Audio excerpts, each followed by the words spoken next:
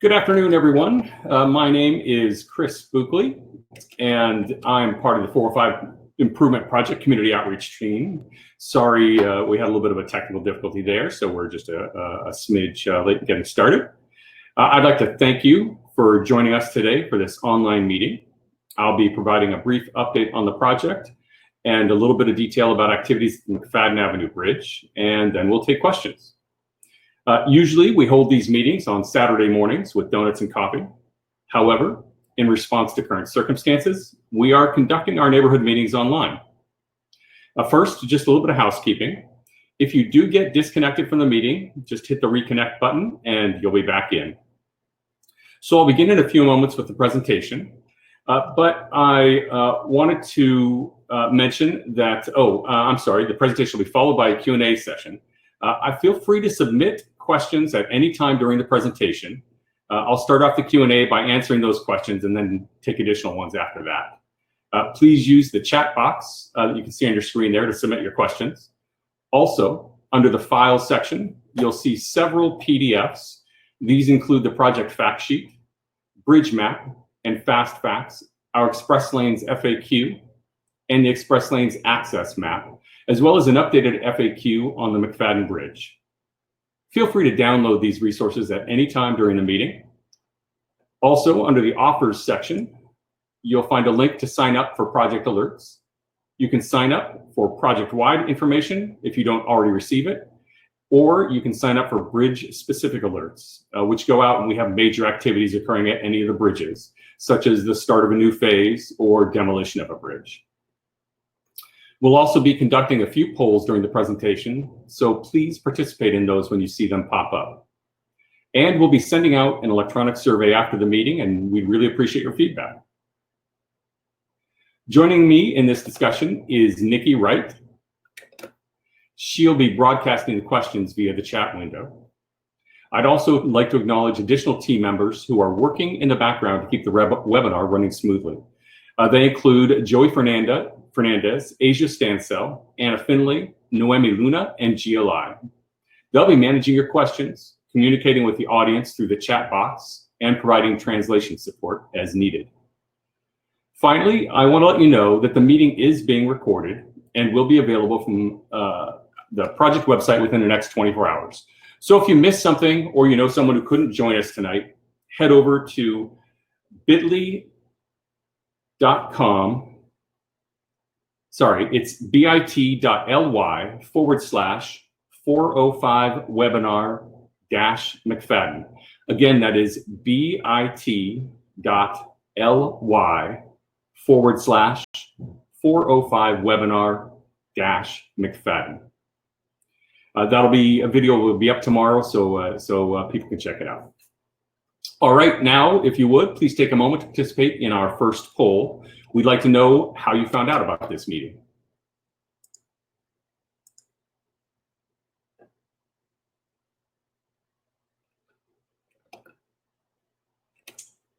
All right. While you guys are picking the poll, I'd like to begin with a brief overview and status of the project, and then we'll move into an update on McFadden Bridge activities.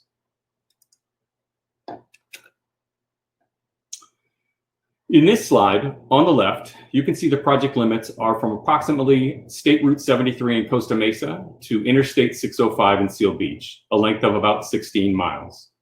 On the right, you'll see that one regular lane will be added in each direction of the 405, consistent with Measure M, as shown in yellow. An additional lane will be added in each direction that will combine with the existing carpool lane to provide dual express lanes from SR 73 to I-605, as shown in green. As I mentioned, two new lanes in each direction, one general purpose lane and one tolled express lane. In addition, we're replacing 18 bridges on this project, McFadden being one of them. We're adding a new connector between State Route 73 and the 405 that is dedicated to the express lanes, and we're widening several freeway bridges that go over roadways, such as Beach Boulevard and Harbor Boulevard. In addition, we have a number of interchange reconfigurations. In several instances along the freeway where you get off, you exit, say, at Brookhurst, and you want to get over to Slater. You are having a free right off the freeway, and then you have to merge through 3 lanes of traffic to get over to the left turn lane for Slater.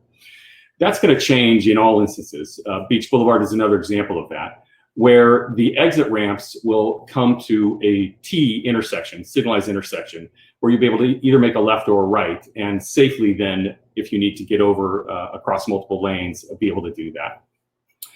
In addition, we're making a lot of arterial street improvements adjacent to the freeway. We have new and replaced sound walls, about 170. We have new bike lanes and sidewalks on all of the bridges. This is a 6-year design build project. Design started in 2017, then construction started immediately in March 2018, and we're probably about 35% of the way through at this point. Construction is expected to be completed in 2023. The cost is approximately $9 billion for the entire 16-mile project.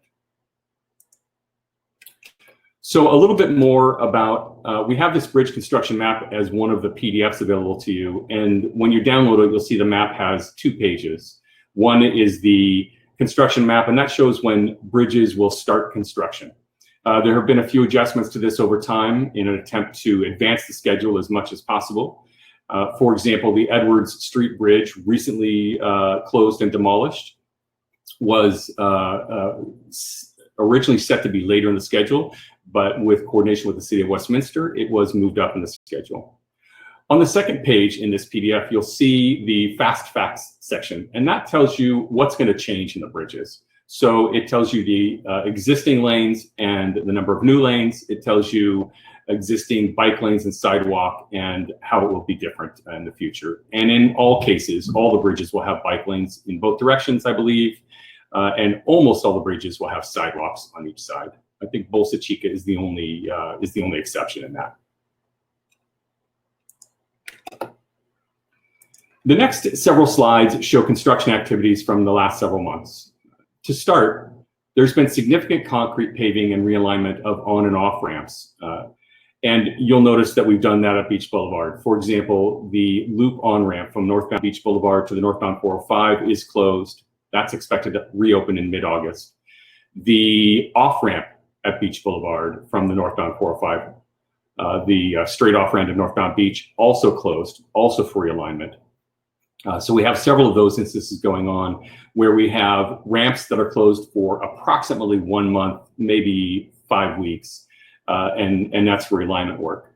There are a handful of instances where ramps are closing for longer than that. You'll perhaps know about the Westminster Boulevard loop off ramp, which exits to Westminster going westbound, I believe. That was closed for a year. And there are some situations where we want to minimize the construction staging and the traffic staging. So the stages are being combined, and with city concurrence and Caltrans concurrence, those ramps are being closed for a longer period of time. So these photos on this slide reflect the reinforcing steel in the pavement. That's on the left, and the final concrete pavement on the right. In this next slide, you can see a drainage pipe being installed on the left, and on the right, the reinforcing steel for a concrete barrier and the concrete pavement next to it. A lot of steel going into the roadway here as we open up the freeway, widen it to the outside edges, and push traffic out to those edges. It requires a different kind of roadway section to be constructed to support that traffic. As you can see here in the walls, there are about 170 of these, as I mentioned earlier, sound walls and retaining walls throughout the project. More than 50 are under construction at this time, and you can see from the wall aesthetics in these images that each of the cities was involved in determining the bridge and wall aesthetics. It's meant to reflect the community's character. In these photos, you'll see bridge construction at Talbert Avenue and Westminster Boulevard. The photo on the left is of the false work being installed for the Talbert Avenue Bridge. That's in the southbound direction. That work has been completed, and crews are moving over to the right side, the northbound side, to install that false work. The false work, as you may know from McFadden, is the temporary structure put in place to support the bridge as it's being constructed. The photo on the right shows the placement again of reinforcing steel that's inside the bridge, in this case, the Westminster Bridge. That bridge has already been poured, and I believe the bridge deck has been poured as well, or is soon to be poured. And that work means we're getting closer and closer to that bridge opening. So looking ahead, I want to sort of lay out the picture for the next 6 months or so.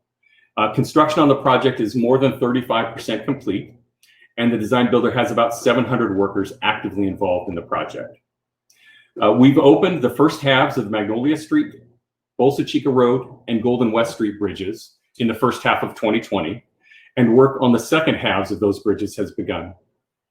Meanwhile, the Edwards Bridge, as I mentioned, was closed in late June and has been mostly demolished. Work on constructing that bridge also has begun.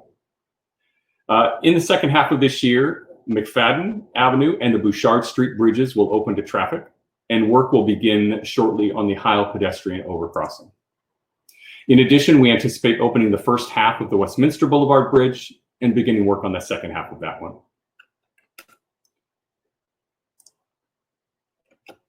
Now I'd like to bring it a little closer to home and talk more about the McFadden Bridge.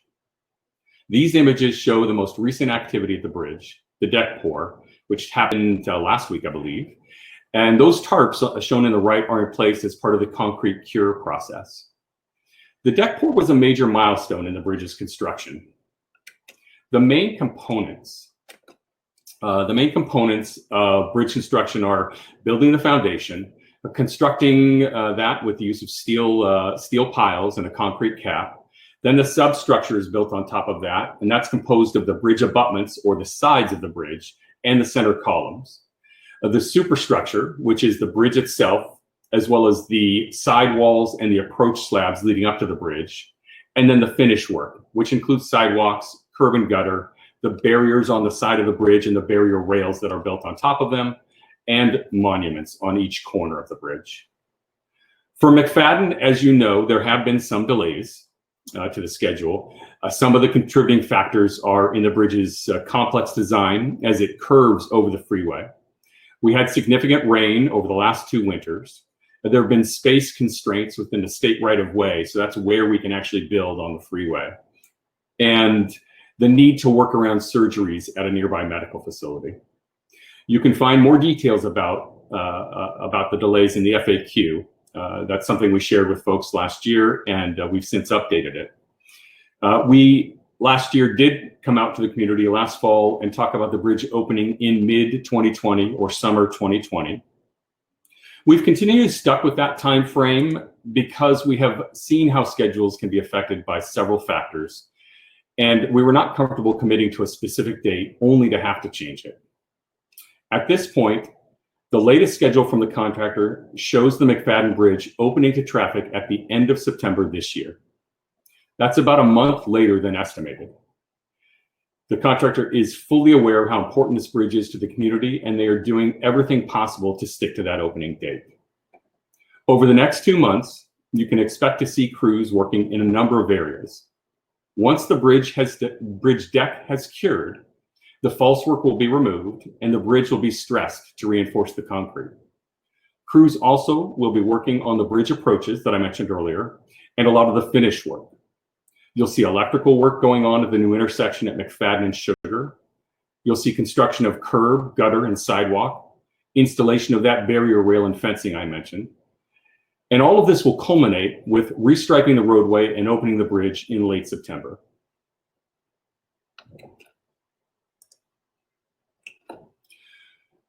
On this slide, we talk a little bit about the engagement strategies. And after this, I'll talk a little bit about the project contact information. While McFadden is the topic for this meeting, we know you may be interested in activities at other bridges or elsewhere on the project. We have several ways that we engage with the community, whether in print or electronically. While we prefer face-to-face for major updates like this, we'll be continuing to conduct these meetings virtually for the foreseeable future, given current circumstances. Meanwhile, we strongly encourage you to sign up for bridge-specific updates by clicking on the link under the Offers tab. And please make use of our interactive map at octa.net/405 map, or download our mobile app on the App Store or on Google Play. You can also find us on social media, as many of you know. And if you have a specific question or concern, call our project helplines or email us at 405project@octa.net. I'll share some of that with you right now. If we don't have an answer for you on the question you provide to us, we'll work with our colleagues on the technical team to get you one. And that actually leads me to our second poll. What is the best way for you to get construction updates? So take a moment to jump in there and take that poll. Really helps us out to get this kind of information and feedback from the community. All right, and with that, I'd like to begin the Q&A portion of the meeting. Nikki, why don't you jump in and tell me what our first question is? Okay, can you hear me? Yes, thank you very much. Okay, our first question that came in from Alfredo.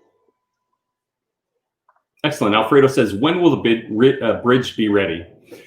So Alfredo, right now, the contractor is targeting the end of September, the very end of September, and that is when everything is expected to be completed. The next major steps are the bridge deck has to cure. Then they stress the bridge. So these are post-tension bridges, right? So they have steel cables in them, and once the bridge has cured, once the concrete is cured, they pull on those tensioning systems, and they pull on those tensioning cables, and that strengthens the bridge itself in anticipation of traffic coming across it. You'll also see them working on the concrete approach slabs that come up on the bridge. And then they've got to build the concrete barriers that if you're walking on the sidewalk, you'll be walking next to a concrete barrier with a fence on top of that. In addition, they've got curb and gutter coming up to the bridges on both sides. They have monuments to construct. They have the electrical work because of the signalized intersection at McFadden and Sugar. And then ultimately they have paving and restriping to complete. And all of that is anticipated to occur over the next 2 months, with the bridge opening at the end of September. Okay, Adam also had that question. Sounds good. Hope that answered for you. Yes, another constituent asked why the 2+ year delay. Gotcha. So it's not a 2+ year delay. It's a 1 year delay at this point, approximately 1 year delay. And it's actually less than that. The original bridge, and I'll step back and go over some of the information that's in the FAQ. So McFadden was our first bridge to work on. And in our discussions with the technical team about how bridges are constructed, the information we received was that a 1-stage bridge like McFadden takes about 12 months and a 2-stage bridge takes about 24 months. In the case of McFadden, the design had not been completed. And again, this is a design build project. So they're working on design while they're doing construction, and that includes the demolition. Once the design of McFadden had been completed, it was clear that it was going to be about a 15-month bridge. However, there were numerous delays that added to that schedule and brought it out to about 23 months. Those delays included the pretty significant rain that we had in the winter of 2019. We did have some additional rain this past winter. It wasn't a lot, but it was severe and it did impact the schedule slightly. But back in the winter of 2019, 140% of normal rains really affected the construction. In addition, there were sort of space constraints within the right-of-way. So they had to build a bridge with certain space constraints. And as they're moving through the design process, the effort to accommodate those space constraints required some additional design, and that's to go through an approval process from Caltrans. Once they're out in the field doing some of the foundation work, they also discovered some conflicts with utilities that weren't identified on some of the original plans. So again, they had to adjust the design to adapt to that. And ultimately, there were some drainage issues on the freeway that had to be addressed. And of course, there's the construction staging that needed to happen that added to a little bit of time. And that is that they had to finish the sides of the bridge before they could shift traffic out to that area and then work on the center columns of the bridge. So all that added up to the bridge opening sometime in mid-year of 2020. That's what we said back in fall of last year. It's since added about a month to the schedule because of some of the complexities associated with pouring the bridge deck.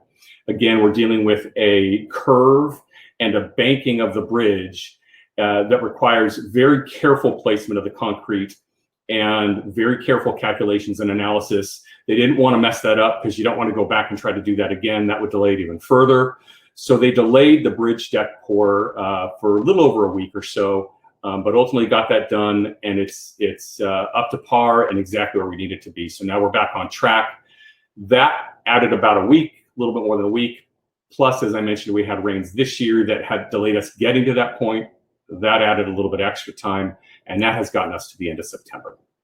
So again, we're dealing with approximately a 9-month delay in the bridge overall. What's the next question? All right. Sorry, scrolling through here. We have quite a few, so please be patient with us. We're answering them in the order that they came in. Let's see. Desiree has a question that I will broadcast here. Terrific. So Desiree's asking, why is the McFadden Bridge taking so long? It was taken down almost 2 years ago. The original estimate was 1 year, so that deadline is blown. What is the latest estimate? I've just answered that question a couple times, so I just want to make sure, Desiree, if there are any additional questions, very much related to the complexity of the bridge design, our misunderstanding in the beginning from the outreach perspective of the duration of construction for the bridge. Originally, we thought it was 12 months. It actually turns out to be, once the design was completed, closer to 15 months. And then we had several delay factors. One of the factors I didn't mention was that every time we had pile driving or any kind of vibratory compaction work, we had to work around the schedule for the nearby surgery center, as some of the surgery they do involves eye surgery. And it was very important for us to be careful not to interrupt that. And we realized the impact that's having on the community, and we apologize for that. We're trying to accommodate everybody's concerns. Laura says, is there anything planned for the traffic merging onto McFadden from Sugar? So yes, there is at the intersection of Sugar and McFadden, there will be a traffic signal. So that'll ease that. It'll make it safer, obviously, for exiting at McFadden, and even for a little bit further to the east. Is it Pacific there at the east? I'm not exactly sure, but that from the Midway City community there.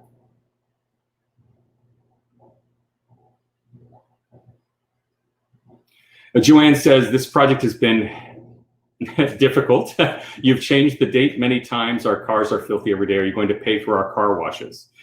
So Joanne, great question. Understand that there has been a lot of dust. The contractor is responsible for dust mitigation. Sometimes they don't always get to everything. If you believe you have incurred property damage as a result of the project, such as this, and you're needing to take, wash your car more often, you're absolutely more than encouraged to submit a claim for that. We can facilitate that process. Just email us at 405project@octa.net, and we will convey that information to the claims department for the contractor and take it from, and they will take it from there. Gwendolyn says, north on-ramp to get on the 405 is closed. I believe you were talking about the Beach Boulevard northbound on-ramp, but we'll see. The Golden West north, pardon me. Nikki, can you put that question back up for me? Thank you.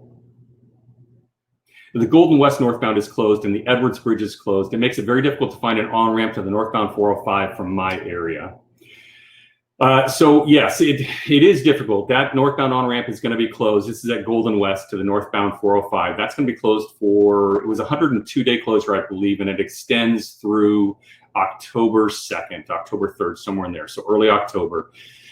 We needed to close that for a longer period of time because, again, that was a phasing issue, and the fact that we have a retaining wall that is a complex build at that on-ramp because of the space constraints there. So they needed some extra time to make sure that they could do that all in one fell swoop. It does make it difficult. There are detours in place. Those detours are outlined in by the traffic management, the maintenance of traffic team. We provide those to the community. It doesn't necessarily make it any easier, but in this case, you're having to head north all the way up to the 22, or you can cut across and go to Westminster and access the northbound freeway that way. We do apologize. We know that that is not convenient, but that ramp should be open within a few months, a little over 2 months. So hopefully we'll get you back on there soon.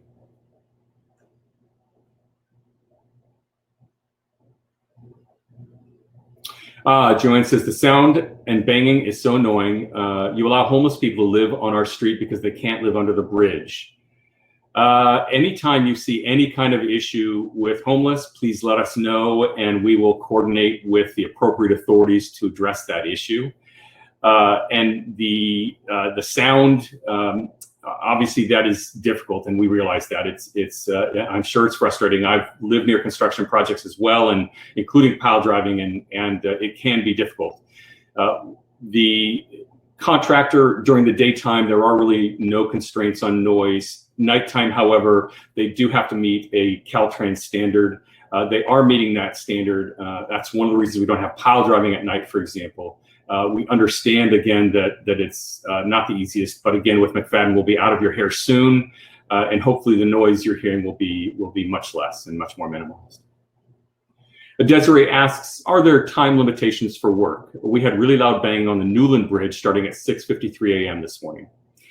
Thanks for the question, Desiree. There actually aren't time constraints. They can work 24/7. They don't do that. In fact, what they do is have essentially two shifts. They have a day shift that goes from approximately 6 a.m. to 3 p.m., sometimes to 4 p.m., and then a night shift that extends from 9 p.m. to approximately 5 a.m. Again, they're working within the state right-of-way during the daytime hours. I believe the hours are as early as 6 a.m. to approximately, I don't know what the hours are exactly, but they're not constrained by when they're working in the state right-of-way by daytime noise limits. It's only at nighttime. If you're interested in the exact hours, just send us an email and we will be happy to get that information for you. And again, that's not to say it's not difficult. We realize that. One of the things we try to emphasize with the contractor is to always remember they're working around neighborhoods, they're working around residents, they're working around people who are trying to work during the day, a lot of times at home in this current environment, and certainly trying to get sleep at night.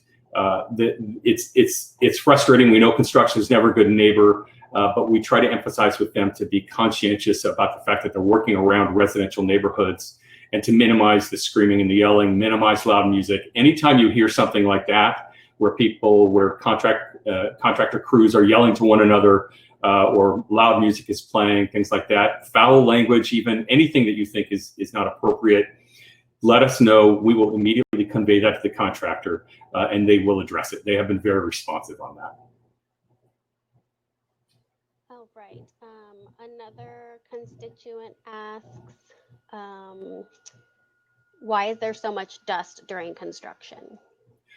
Gotcha. So dust is to be expected during construction, but it is required by state law, state regulations to be mitigated. So the contractor is required to use a number of methods to address any kind of dust. They typically are using water trucks.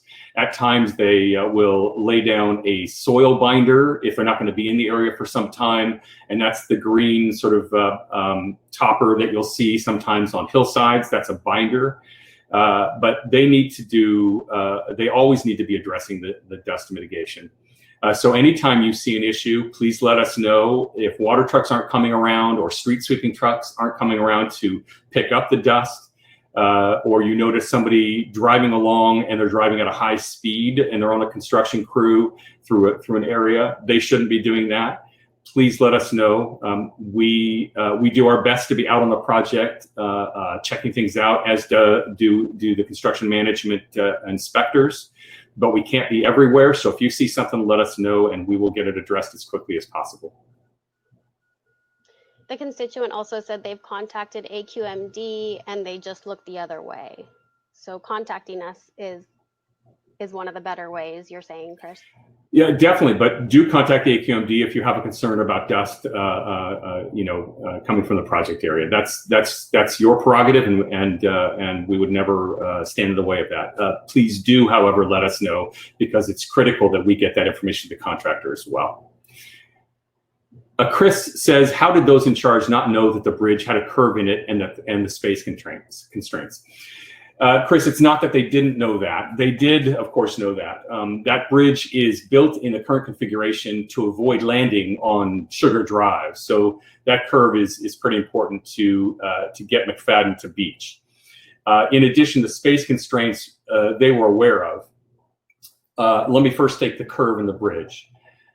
When I talk about the complexity of the design, it's information that the outreach team didn't have when we started discussing with the community the duration of construction for the bridge. So when I first started talking about the McFadden Bridge, I went with what we knew at the time, which was a one-stage bridge takes approximately 12 months, and a two-stage bridge takes approximately 24 months.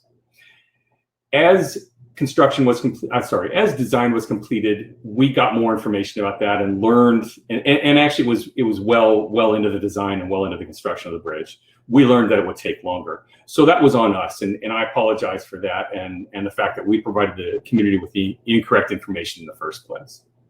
When it comes to the space constraints, that was known as well, but there were impacts of the space constraints, impacts of working in such a tight space that required adjustments to the construction staging. So despite the design being done and the construction staging being discussed, they had to make some adjustments out in the field, right?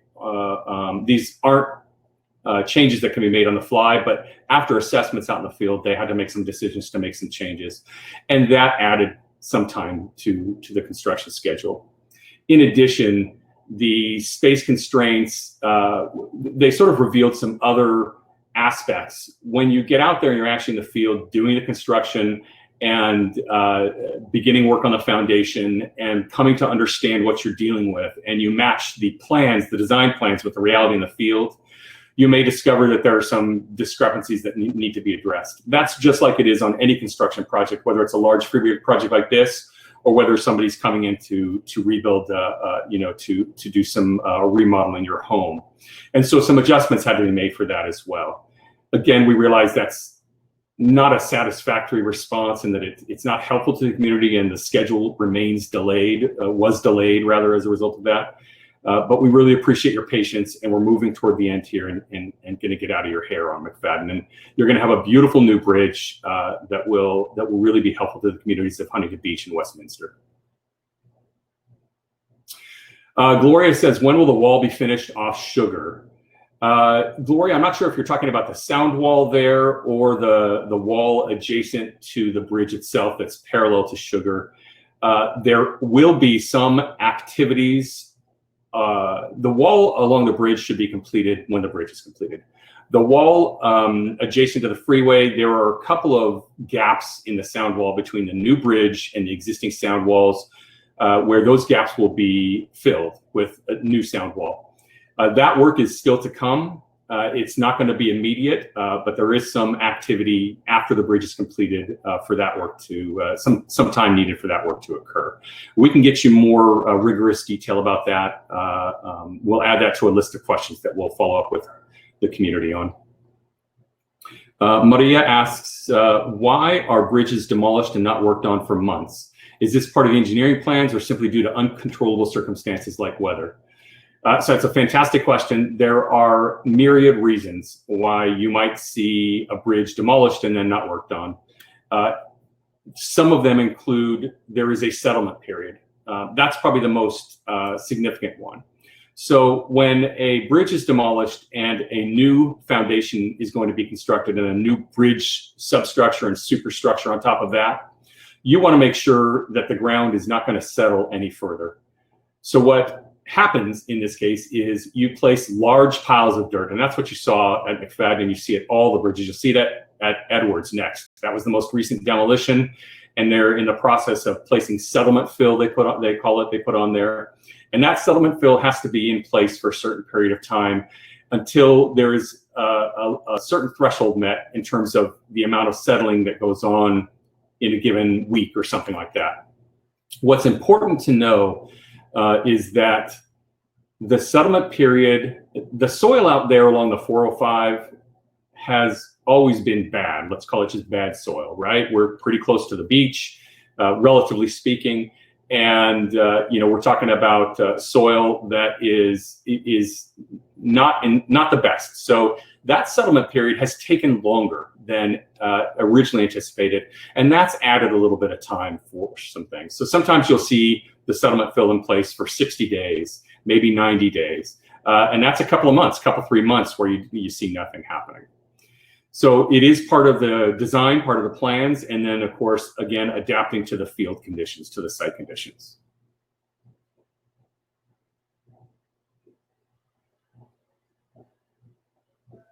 What do you have next for me? Let's see. Christine has a question. Great. Christine says, will there be a ribbon cutting ceremony? Hi, Christine. We aren't planning a ribbon cutting ceremony at this time because of the coronavirus and the COVID-19. What we are planning to do is a virtual sort of celebration of this significant milestone. It's coming together. We're developing the logistics for it. We do want to hear from key stakeholders, local officials, members of the community. So we're working hard to develop that. But you can expect to see that there will be some sort of celebration of this key milestone, but it will not be a ribbon cutting. It will not be an in-person event as a result of the current circumstances. But thank you for that question.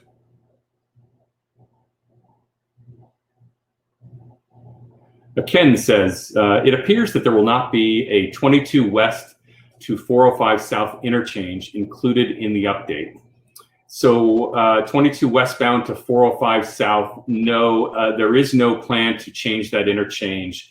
That would so the existing interchange as it stands, you exit at Valley View, Bolsa Chica. You sort of make a left, and then you go across Bolsa Chica and loop down over onto the 405 South. There are no plans for that. I don't know what the study results may have showed, but that was never part of this project. And I think the existing configuration, especially once it's completed with the new bridge over Bolsa Chica, accommodates the traffic volume there. So no, it hasn't been discussed ever as part of this project, as far as I know.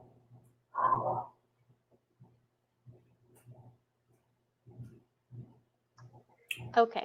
What's up next? I have to scroll back and forth. Thank you all for your patience so much too. We have so many questions, and we really appreciate this too. Really appreciate you taking the time to join us, and really appreciate all these questions. You've kind of answered this, but maybe not specifically this question yet, but a constituent asked, why are other bridges getting completed before this one? Gotcha. So I think one of the main things you're seeing, a lot of times people will ask, hey, how come the Slater Bridge was done in a year and McFadden has taken so long? And all of that goes back to the complexity of the bridge at McFadden versus Slater. McFadden is a bridge that's about 25% larger than the Slater Bridge. A Slater doesn't curve across, for example, so it has a slight curve to it, but it doesn't curve across in the way that McFadden does. And the timing, what really one of the things that really contributed to the delay at McFadden was the weather. Really bad rains in 2019, early 2020.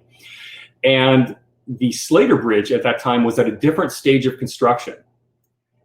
The McFadden Bridge, not so much. So the rain had an unusual, sort of an outsized effect at McFadden. For every day of rain, it was about 10 days of delay. Whereas at Slater, because of the point it was at in the construction process, a day of rain really only added up to about a day or two of delay there.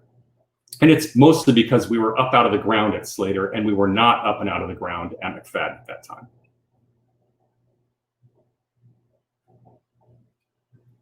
Okay.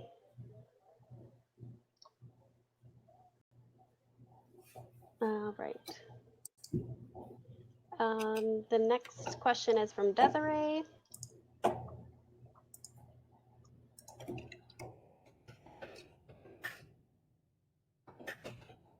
Pardon me, just a moment.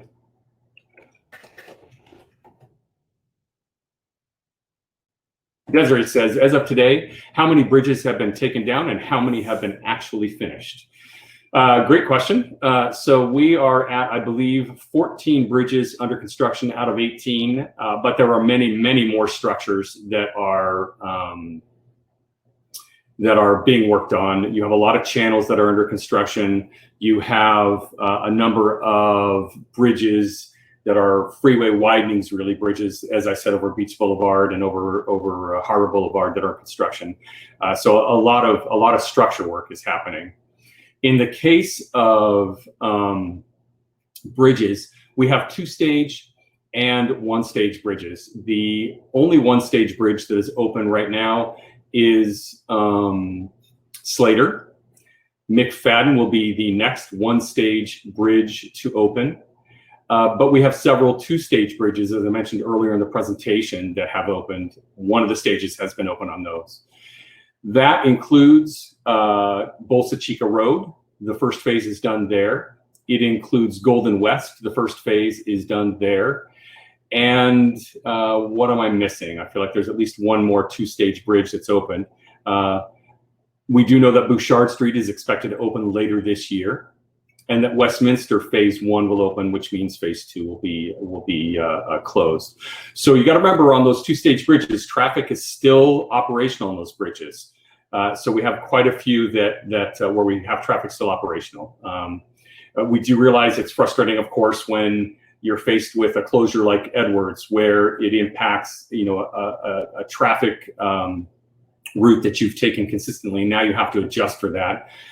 We do a traffic analysis before any bridge is closed. Even while it's being closed, there's additional analysis ongoing to ensure that the detours, the intersections that are part of the detours, can handle the detoured capacity from Edwards. From closed bridges, and in this case, Edwards. Those detours are continually monitored, and the signals are optimized.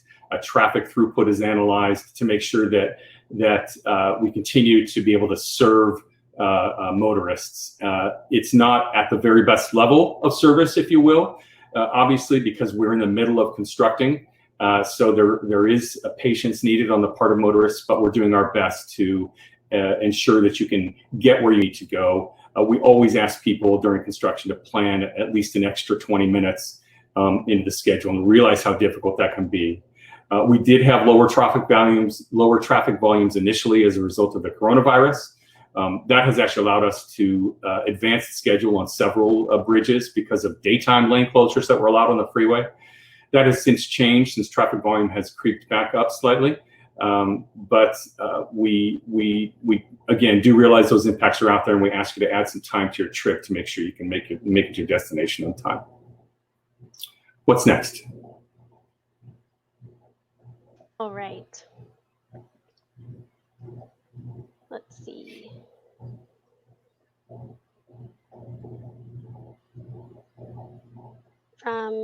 You just answered the one about Desiree. Sorry, I'm going back and forth about bridges being taken down and how many have been finished. And I feel like I might be off on that total number, Desiree. So we're going to take that back and include it in our Q&A that we supply back to the people who've participated in the meeting or signed up for the meeting.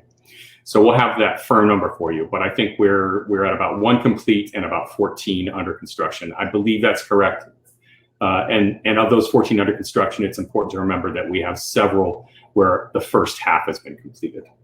But we'll get the accurate figures to you, just in case I might be off by a number or two. Daniel's question disappeared on me.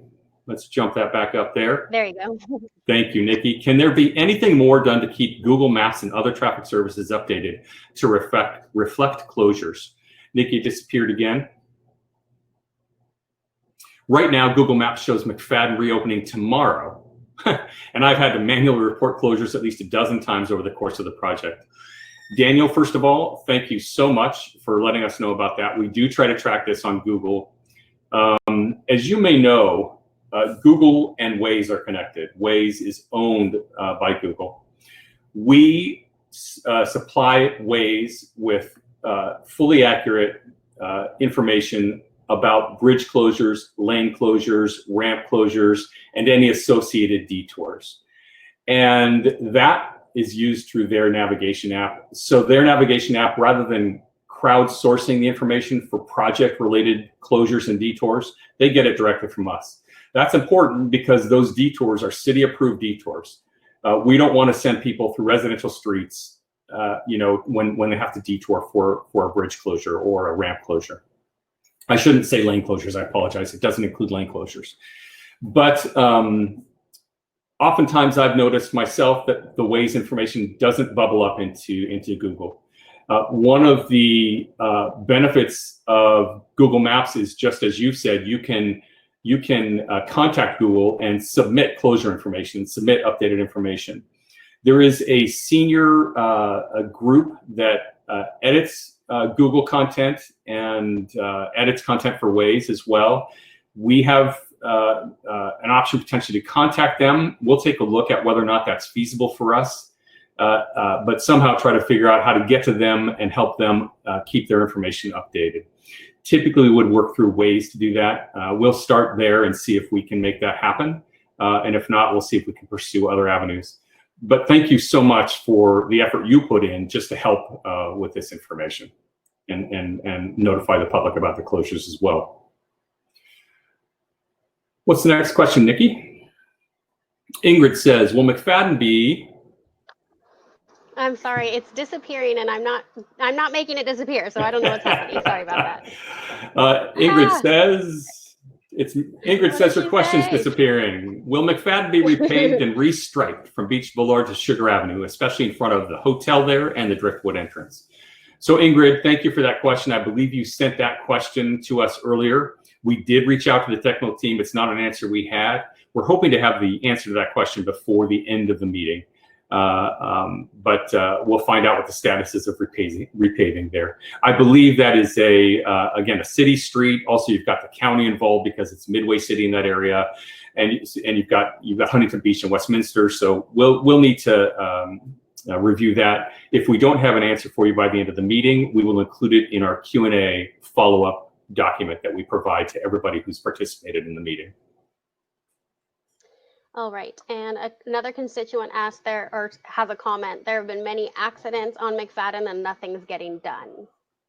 If there are accidents on McFadden, obviously, I don't know I don't have the stats on that. That's something we would have to investigate. We can take that back to the technical team.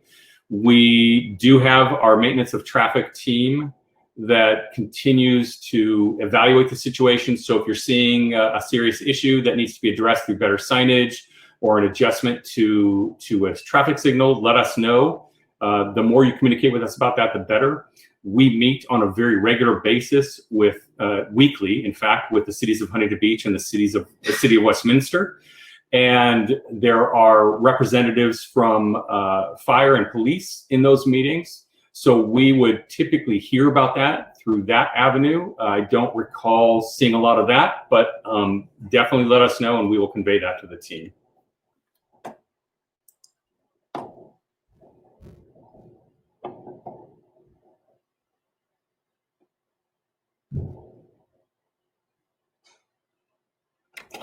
All right, Nikki, I'm going to come back. I know you've got another question for me, but I believe we have an answer to Desiree's question. Oh, no, sorry, to Ingrid's question.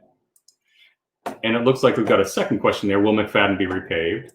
So we are being told that, yes, there will be repaving and restriping between Sugar Avenue and Beach Boulevard before the bridge is reopened. A new paving goes up to approximately Beach Boulevard. So I hope that answers your question. That's the kind of answer I like. Are you going to do this? Yes, we are. So thank you.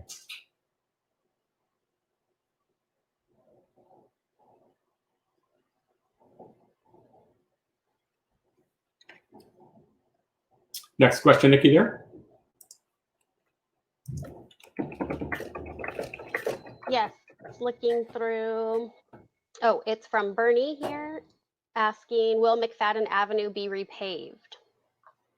I think that's probably the same question. So we've answered that. It looks like, yeah, that's okay. I know you're working, you're multitasking there, Nikki, so no problem. Yes. Yes. All right, a question from Chris.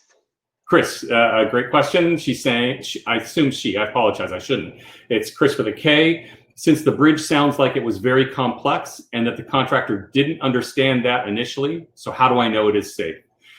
First and foremost, two things. The contractor did understand that. The design contractor knew that the bridge was complex.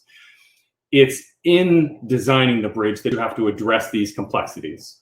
And when it comes to knowing the complexity of knowing that the bridge had a complex design, that's on us, the outreach team, right? That was the first bridge we came out to the community to talk about, the first bridge to come down, the first bridge to get under construction. It was the outreach team that didn't have a clear picture of everything, and that's my fault, and I sincerely apologize for that. But the contractor, the design contractor, the construction contractor, very aware of the complexity of the design and the complexity of doing it. That's why they've taken their time to make sure it's constructed correctly. In addition, every bridge on this project, every bit of paving, everything along the entire 16-mile project corridor is within the state right-of-way. The majority of it, I should say. There are some city right-of-way activities that are occurring.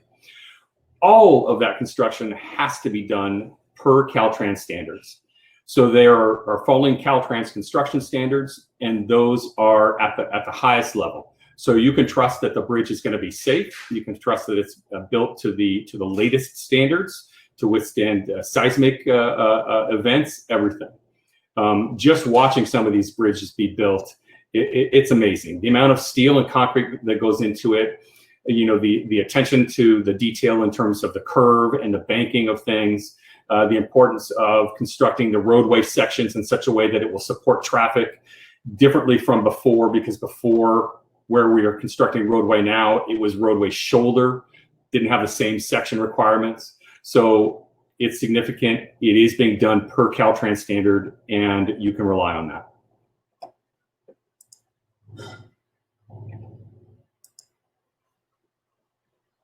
Richard, will the Heil pedestrian bridge have a bike lane? No, sir, it will not.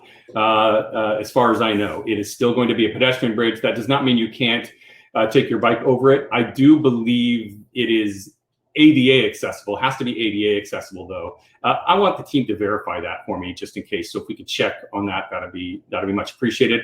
But I believe it must have ADA accessibility, and thereby can be accessible by bikes, of course.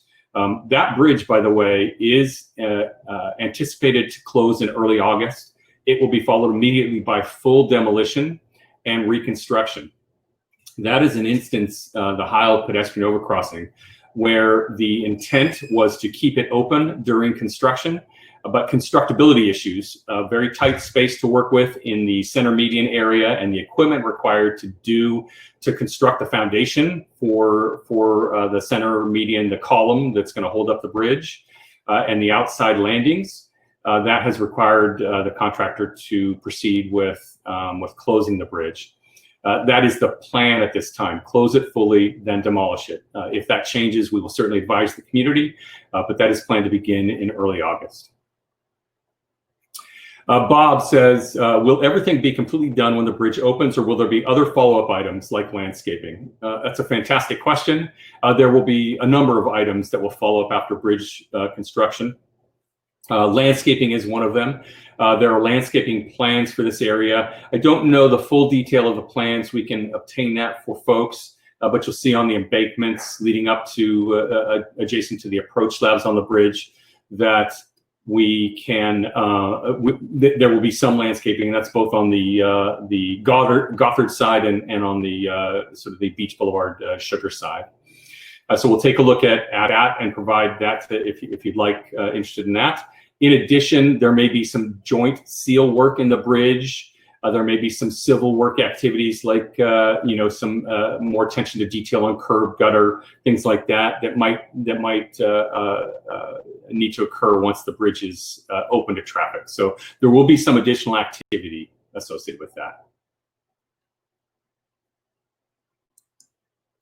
Ingrid says, why only one sign on northbound beach regarding northbound 405 on-ramp closure and redirect to U-turn on McFadden? Need better signage regarding closure detour. So yes, we will take that back to the technical team. I believe we've already advised them of your concern there. I think, Ingrid, thank you for that. You've written us about that previously, and I really appreciate you sending us those questions. We have conveyed that to the contractor and asked that the MOT team take a look at whether signs can be added to reflect that. Right now, that U-turn to get onto the northbound 405, that signage is in place as a result of closing the northbound loop on-ramp at Beach Boulevard. That closure will be over, and that ramp will be reopened mid-August, August 16 to August 19. Those two ramps are going to reopen there. But I know you've talked about going northbound. It's difficult. You're in the right lane, expected to take that loop on ramp to northbound, and it's closed, and you have to move over 4 lanes rather, to get to the McFadden signal and make a U-turn there. So we're going to talk to them about whether we can add signage sooner there, and we have passed that along. Appreciate that.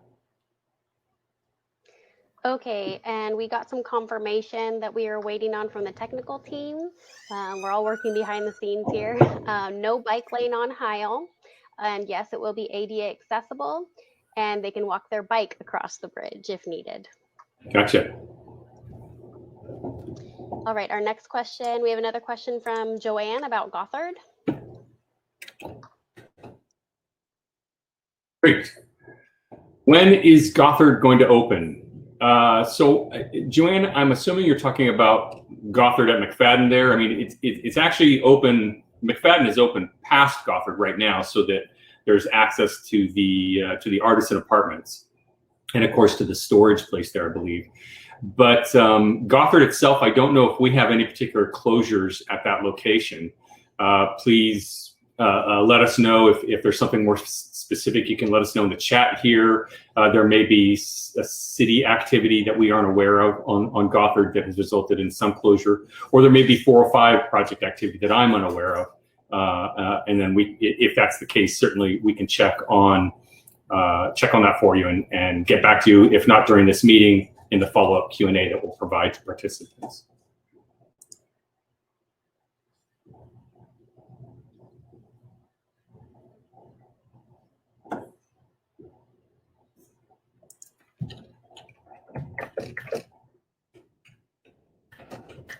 All right, we have another question, or a question and comment from Bernie.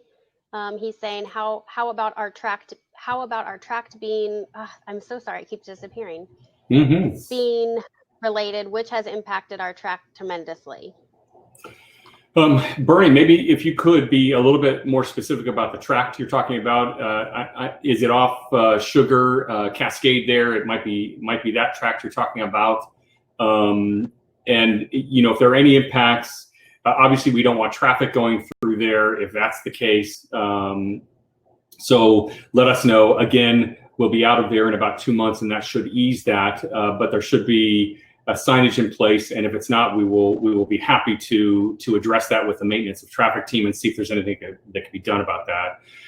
If you're concerned about the impact to the roadway and construction traffic associated with that, or anything like that, there are agreements between the city and OCTA regarding mitigating the impact to pavement, to roadway pavement. So if that's the question you're asking as well, we can look further into that and see if any of that will be addressed as part of that agreement. But definitely we'll need a little bit more specifics. Pardon me. Gwendolyn said, is the yard where equipment is being housed? The question is disappearing on us. Maybe it's moving the mouse around. I don't know. Is the yard where equipment is being housed going to be gone when the McFadden Bridge is complete? That's a fantastic question. I do not have the answer to that. We will ask. I don't think that's the case, since we have Beach Boulevard so close right there as well. So, but we'll check on that to see if that yard is going to be closed. We definitely realize that yard has had an impact. One of the things we try to do is convey to the contractor regularly that, if there's any way to point the lights away from the community at that point, obviously keep quiet at night because you're around a residential community, minimize the noise as much as possible. minimize dust from the parking lot. So if you have some concerns about that, please let us know, and we will continue to convey that. But meanwhile, we'll ask that question about what will happen to that yard and go from there.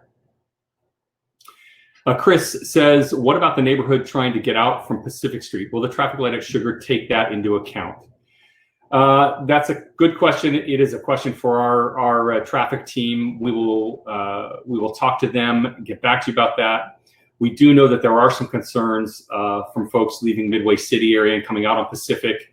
The traffic signal should have an impact on that, and it should be beneficial for that. But I don't know. I haven't seen the analysis done. I'm certain there was analysis done, so we'll have to get the information about that from the technical team. I'm sure there's a traffic memo that outlines that, and then we will provide that in the Q&A back to the group. I think that's a question we can't answer at this meeting, though. Pamela says, who is the contractor on this project? So thank you for that question. The contractor is 405 Project. Sorry, I got that wrong. It's OC 405. They are a joint venture between OHL and Astaldi. And so it's a partnership with a project this size. You definitely need to bring multiple contractors together. So they formed this joint venture to build the project. I think they were awarded the project back in 2017, if I'm not mistaken. And began work. There is a design joint venture and a construction joint venture part of the overall contract agreement. And so you've got many plus you've got many subcontractors who are involved. Hope that's helpful. But they're called OC 405 partners. All right, and Gloria asked for the wall timeline off of Sugar, and the technical team provided me with some information. I know we've had some questions about walls. The wall near Sugar, which is on our end labeled as wall 892, we have hundreds of walls on this project, is complete. And then the other two walls in the area will be done, anticipated to be done in August. So hopefully next month. We'll follow up and keep that question in the Q&A that we provide to this group, and delineate the location of those walls as well. Hopefully that's helpful. Ron says, is there a way to ease exiting the 405 northbound off-ramp to Bolsa? There's only one lane for traffic, and merging onto Bolsa takes 15 minutes because there's so much traffic crossing Golden West on Bolsa. Yes, that is a significant issue that as a result of a lot of the work that happened at the Bolsa Golden West intersection, the traffic shift on Golden West, work on Bolsa to try to get the first phase completed. And it's my understanding that there are some activities that are going to be taking place to try to ease that and to restore at least 2 lanes in each direction. I do not believe you'll see anything different on the off-ramp at this point in time. There is a future closure planned for one of the Bolsa ramps to do some reconfiguration work. I'm not sure if it's the northbound loop off-ramp there, and that's a temporary configuration for that ramp. In fact, I don't think it is the northbound off-ramp, but we are very well aware of the congestion that is a result of trying to go westbound on Bolsa, northbound off the freeway, westbound on Bolsa. And the traffic team, the construction team, the contractor is working to try to address that.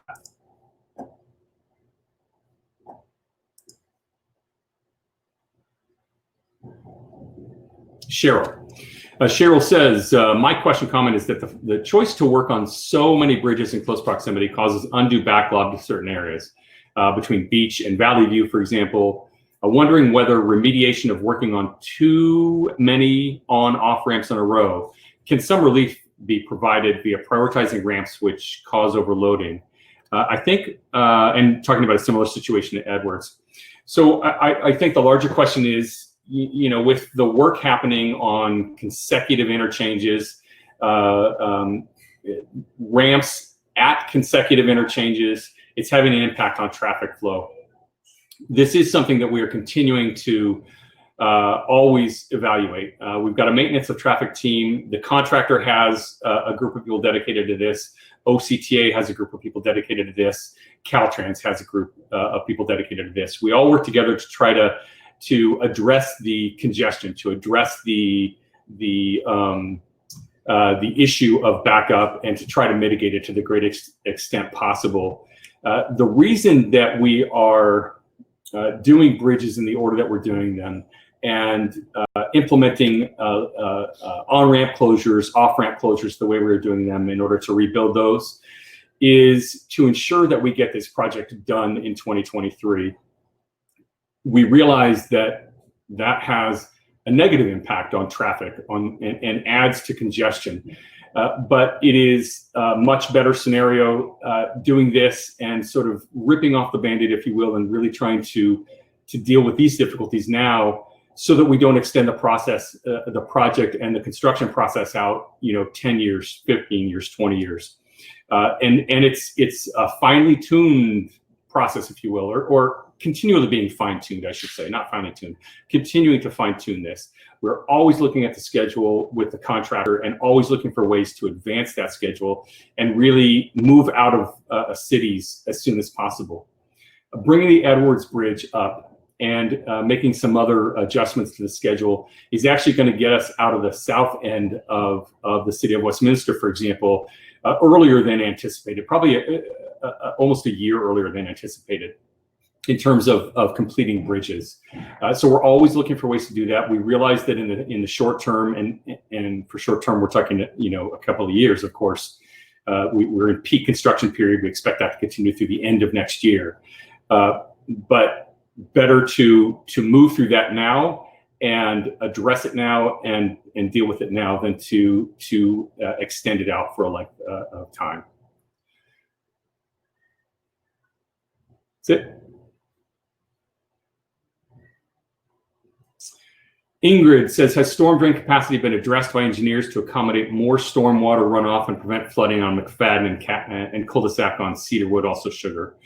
The good question about drainage. Drainage is being addressed throughout the project-wide.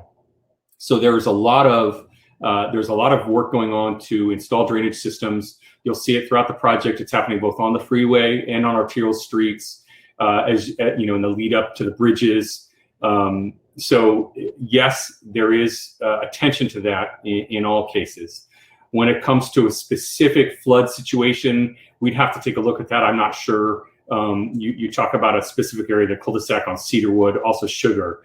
That may be something we need to look into a little bit more thoroughly. And Ingrid, thank you for that. I think you provided that question to us earlier via email, so we'll follow up on that. Jan says, are sound walls going to be higher when they're by residential areas, i.e. Golden West Estates? So sound walls,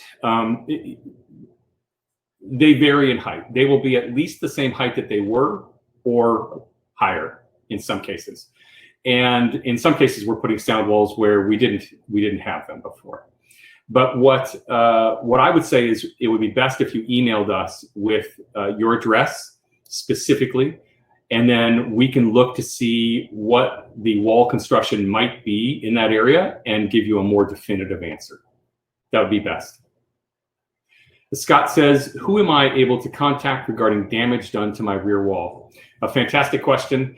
Us. Contact our team, the outreach team. Send us an email at 405project@octa.net.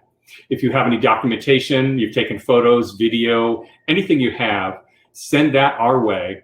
We will convey that. First of all, we'll log it, we'll document it. Then we will send that to the construction contractor's claims department. And somebody from their department will contact you to have you fill out a claims form, and continue the process from there. But it's best for us to facilitate that for you so we can keep track of that. And then if you're not hearing from them, you ping us, you let us know, and we will take it up with them and go further. Derek says, thank you all for your hard work. Truly appreciate the updates. You're very welcome. We always feel like we could be doing more. There are about a half dozen of us working on this project. We're adding to the team in the near future. We have 16 miles of project corridor. If you think about it, that's actually 32 miles of work going on, 18 bridges, more than 30 structures overall. We're getting in people's backyards in some cases where we're having to rebuild sound walls. We need access to the backyards for a short period of time, for example, to get the foundation for those walls constructed. We are running on all cylinders every day that we can. We have these bridge demos. We try to get information out, pile driving and everything. So we have a lot on our plate. We try to get to everybody. We try to at least get back to you within 24 to 48 hours. We may take a little longer to get the answers to your questions, but we certainly appreciate your patience and certainly appreciate your thank yous. So thank you for that. We have a question from Senor, and it says, are there any jobs available? Where and how do I apply? Nikki, would you mind taking that question? I don't actually know the direct way to get that. Yes, there is a website and we'll post it right now. It's through the contractor. So it wouldn't be through OCTA, but it would be directly with our contractor, OC405 Partners. So I will put that up as a sticky note right now, their website, and you can apply through them. Just a short programming note on my part, and then I'll get to Gwendolyn's question. You may hear some noise in the background. That's my family home, so my apologies if it gets a little noisy. We'll do our best to keep it down. Gwendolyn asks, will the equipment yard on McFadden and Gothard be gone after the bridge is finished, or will it remain to service the other bridge work? We had that question earlier. That's a great question. I do not have the answer at this time. We may have that before the end of the meeting, but I doubt it. And what we'll do instead is add it to the Q&A document that we'll be providing to everybody who's been on the meeting here. All right. And Brenda has a question that I'm posting for you here. Terrific. Bolsa is a two-stage bridge. Do you have an update for us on that one? Yes, Bolsa is a two-stage bridge. Traffic is operational on the bridge. You can cross it during construction. The first phase is ongoing. It looks like we anticipate to be complete sometime middle of next year. And then that's when we'll shift to the second phase. Hopefully that'll take about a year as well. All right, and we're getting the website for the jobs posted to the sticky message right now. And then Mark has a question. Terrific. Mark says, will there be any type of division between opposing lanes on the McFadden Bridge or any other bridges? Generally speaking, no, there is not a median on bridges.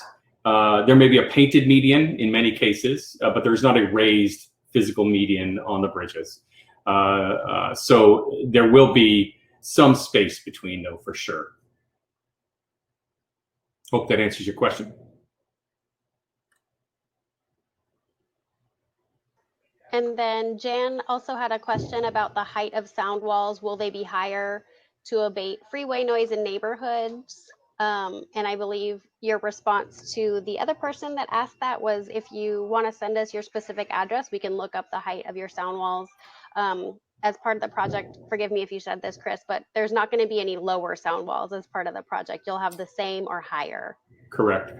And there was an environmental document that outlined, there was a noise study that occurred throughout the entire corridor, and analysis of noise, existing noise, future modeled noise once the project is completed, and then the sort of what's called I believe it's called the plan year, the design year, and that's out in 2040, and what the noise is anticipated to be at that time with the increase in traffic.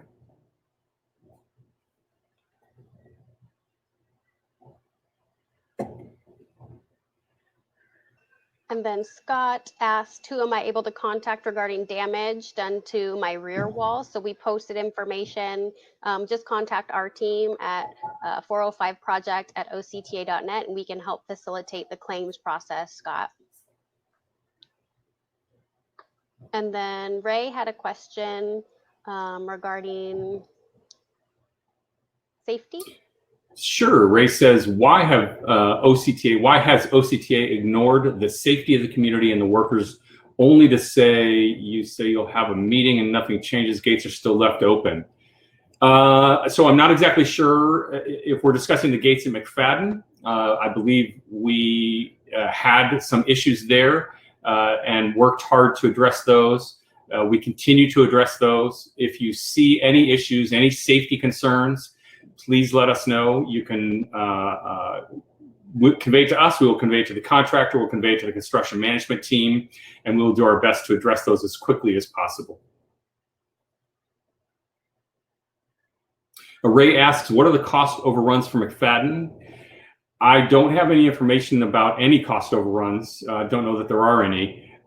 What's important to know is that we're dealing with a $1.9 billion project, and that is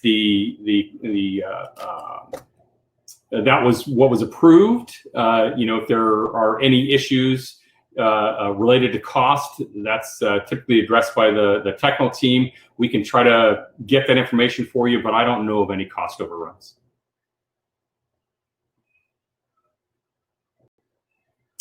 Stephanie says, thank you so much for being so patient and fielding the questions so professionally and thoroughly. I appreciate the updates and I'm excited McFadden will be open soon. Thank you for those comments. I really appreciate that. I know the team appreciates that. We are very excited for McFadden to open too. We stress about it all the time. We really want it to be open for the community, and we're the outreach team, and we're not involved in the day-to-day activities of construction, but we are at every single meeting, and we have a lot of strong relationships with our counterparts on the technical side, and our counterparts in the contractor, and our counterparts with the city. And we all work together to try to really put as much thinking as possible into advancing the schedule and getting bridges open and getting work done. I must tell you that your city representatives in Huntington Beach and Westminster, throughout the corridor, Fountain Valley as well, Seal Beach, everywhere, but particularly Huntington Beach and Westminster, work really hard to ensure that the residents are getting the most benefit out of this project. This is, as I mentioned, a $1.9 billion project, $2 billion project. It's a lot of money. It is your tax money that's going into this, and your cities are really have stepped up. They are terrific representatives for you at the table when discussing anything related to the construction, and they are looking out for you. So kudos to them as well. All right, we have a question from Mark. It's a question you've already answered, but I'm just going to post it again in case some people have joined us since you've answered. Mm-hmm. What is the projected opening date for the McFadden Bridge? So we are saying right now, the end of September. That is per the contractor's schedule. The work involved getting to that point, again, once the bridge deck has cured and the bridge itself has been stressed, as it were, that activity will result in the false work beneath the bridge being removed. That'll take place over the course of a couple of weeks. That's going to be night work, by the way, because it requires lane closures. So there will be some nighttime activity involved. The rest of the work, building the approach slabs, the curb, the gutter, the sidewalks, the barrier rails along the side of the bridge, the fences, the electrical, the signal work at Sugar and McFadden, a little bit of drainage installation work there, drainage activities. That should take place primarily during the day. Again, that's going to be 6 a.m. to about 3 p.m., 4 p.m., somewhere in there. There will still be, though, some nighttime activities for the support activities for that work, whether it's bringing material or hauling out material, for example. So we apologize for that. We know you guys have been through so much for the last almost 2 years now, and we'll be out of your hair soon. Okay, I know we had a paving question earlier. Mary asks, will Cascade Lane be repaved? So Cascade Lane, as a part of the city of Huntington Beach, I think that would fall under their sort of purview, if you will. But that may be something that is discussed as part of it. As I mentioned earlier, there is a pavement mitigation agreement. I don't know if that's covered under this, though. So we can check for you though, take a look and see, and then get back to you, include that in our Q&A document. And then Ron, I think, was following up to his question earlier. He's asking regarding the long delay from the northbound 405 off ramp onto Bolsa. Is that still in the works? Yeah, and I think, Ron, you were asking whether that question is still in the queue, whether we're going to answer it. Hopefully we did answer it for you. We will include that in the Q&A document. I think that's a really good question to answer, to get back to the community on, really figuring out, okay, if there's this queue on the ramp queue getting onto Bolsa, that's significant, and we need to figure out, we need to make sure that's addressed. As I said, I believe there are plans in place to do that, and we just need to clarify that for you, get with our technical team to do that, and we'll include it in the Q&A document. Let's see, what will be it looks like Judy asks, what will be planted between the residence block wall and the new sound wall? So I'm going to ask you to email us your address. I'm not exactly sure of the location you're talking about. I will say that there are some landscaping plans included for the McFadden Bridge. And I don't have the full details memorized on that, so we'll include that information in our Q&A document. But for your particular question, it may be beneficial to have a better understanding of exactly where you live. Email that to us, and we will be able to provide you some guidance, some information. Thank you. Ingrid says, yes, thank you for hosting the webinar. It works well to address questions, and thanks for the extra efforts to research and post answers to more difficult questions. You bet. In fact, we live for that. We work hard every day to try to make sure that you guys are getting what you need. I wish we could be meeting more frequently.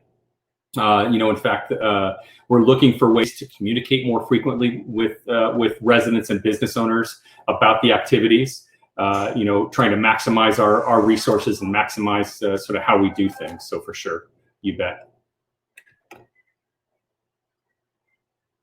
We also had someone that asked a question in Spanish, so I'll just, they said thank you. We were able to answer their question with interpreters. Buen trabajo a todos. Thank you very much for the compliment, for the good work by everyone, and we really appreciate that. Thank you. Chris says agreed. Thanks for taking the time to answer the questions. You bet. Look for more of these types of virtual meetings. We'll be holding one. We'll be providing an update on Bolsa. In the near, well, I won't say the near term. We've got a lot stacked up right now. We'll be talking to folks about Bouchard Street in October to give an update on that. We'll be talking to folks about Westminster Boulevard as that switches to phase 2. That's coming up soon. We'll try to fit some more of these meetings in so we can give you a clear picture of other activities at Beach Boulevard, for example. I think that's of great interest to folks. I'd really like to focus on that because we've got some significant changes happening to ramp configurations there. In fact, I'll give you a little bit of a preview of that. One of the things that is happening to the loop off ramps, let's say you're driving currently, let's say you live, east of the freeway. I'm trying to think sort of in my head on the map. You live sort of east of the freeway and you come south on the 405 and you want to get off at Beach Boulevard, and you take that loop off ramp. You don't take the off ramp to Center Drive, but you take the loop off ramp, and then you go northbound on Beach Boulevard toward McFadden. That loop off ramp is in fact going to be closing permanently. The reason for that closure is to accommodate the widened freeway and also to accommodate widened Beach Boulevard. So we're adding a lane there on Beach. We also want to eliminate the weaving that occurs when you come off that southbound off ramp. So you're coming southbound, you take the loop and you go north on Beach Boulevard. And there are other people who are merging with you to try to get on the northbound freeway to the northbound loop on ramp.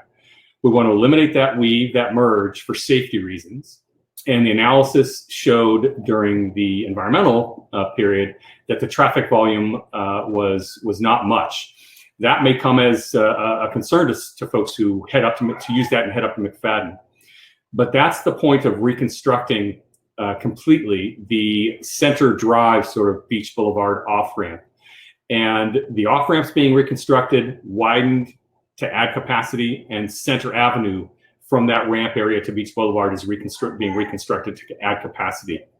So you'll be able to get off at Center, turn left, get off, and turn left again to go north on Beach Boulevard. And we'll be sharing more of that.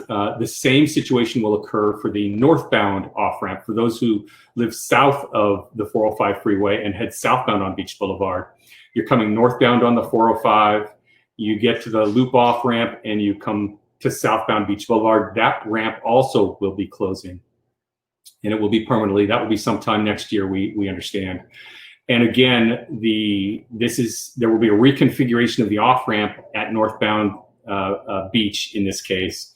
So instead of taking that northbound off-ramp and smoothly sort of going into only northbound Beach Boulevard, you will come to that off-ramp. It will end. Again, it will have more capacity, but it will come to a T intersection, and you'll be able to make either a left or right from that off-ramp. So you'll be exiting northbound 405 at Beach Boulevard, getting off of that ramp that normally used to slip and go just north on Beach Boulevard. It will now come to a T intersection, and you'll be able to either turn right to go north or turn left to go south. So that's coming up. We'll talk about a little bit more about that via flyers that are coming out soon. We'll post on Facebook about that. And as we move more into construction on Beach Boulevard and have a little bit more information, we will look to have another virtual meeting to provide the community an update on the status of Beach, and it'll incorporate discussion about those ramps. Derek says, yes. Will you continue to post updates on McFadden on Facebook? Yes, we will. And even beyond its opening, we'll be giving you information about any activities that are happening afterward. We'll let folks know about landscaping. We'll be taking pictures. We'll be on the bridge to show you what's going on there as well, and post those on social media as well. So yes. And Chris, you mentioned that we will be having a meeting similar to this one for Heil, the pedestrian bridge, just so everyone knows, because you're in that same area. Right. Registration is open for that now, and we will post in the sticky notes announcements there the link to register, and that will be Thursday, August 6th from 4 to 5 p.m. So feel free to join us. It will be similar to this, only about Heil.